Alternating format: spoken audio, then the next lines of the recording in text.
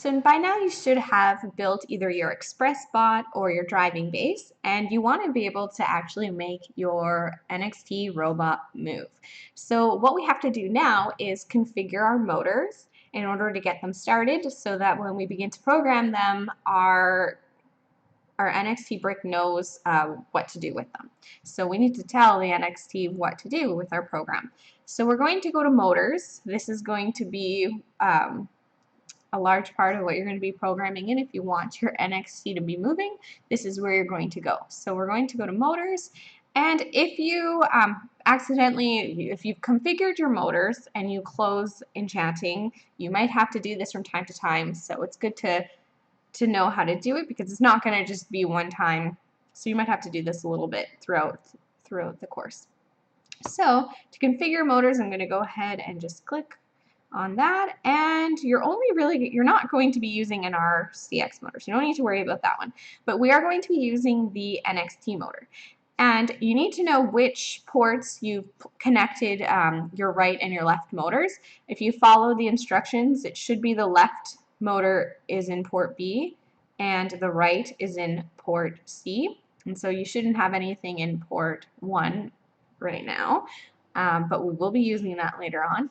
So we just want to label them so we know which one is which, especially when we're making turns. So we'll label this left motor and right motor.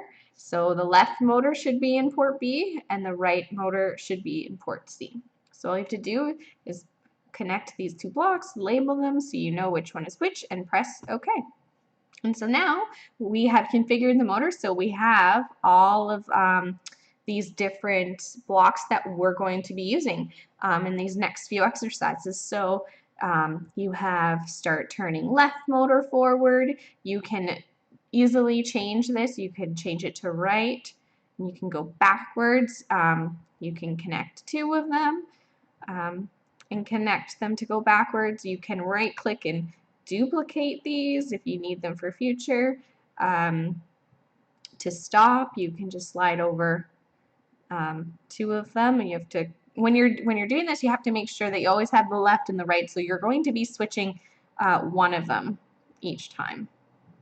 And you can stop the motor by braking or by coasting, so you have different stopping styles. Rotating on your motor, it will rotate the axle a certain way, so when you're making turns, this will come in handy. And the measurement for this is degree specific, so we're going to have to review our angles in order to know how much we have to turn. So that will be coming up, because if you turn 360 degrees, we might end up right where we first started.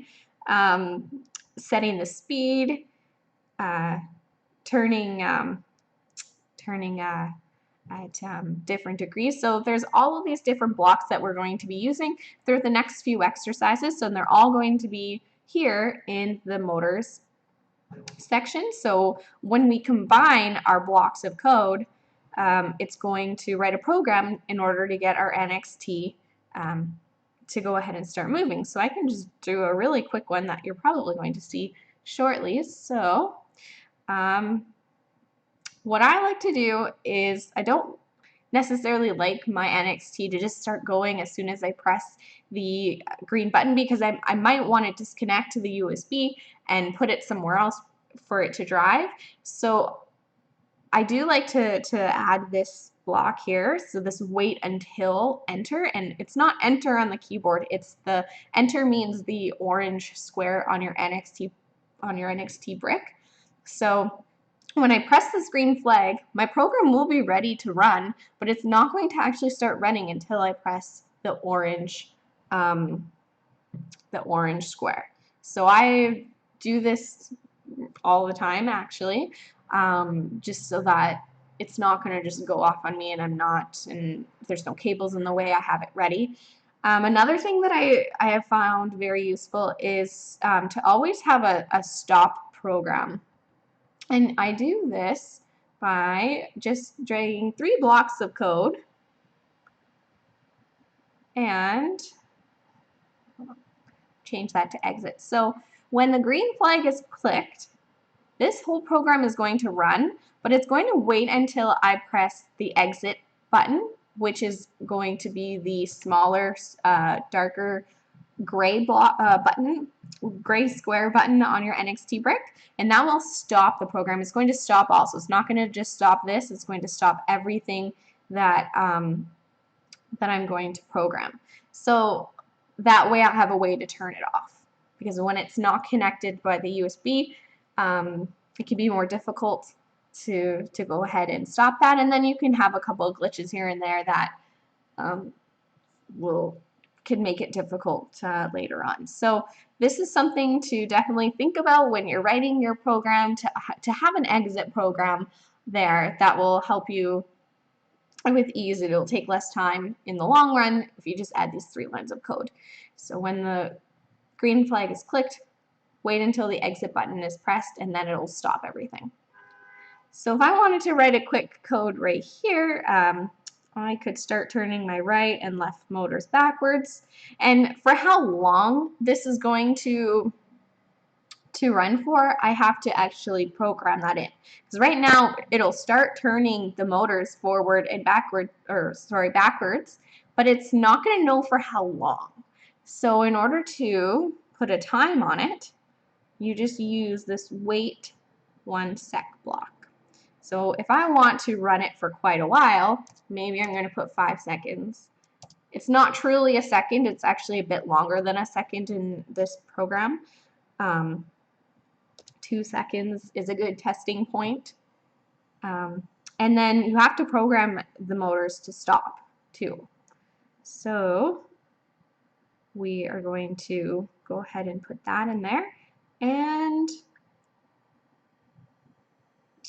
we could also add another stop button here too to stop running the code.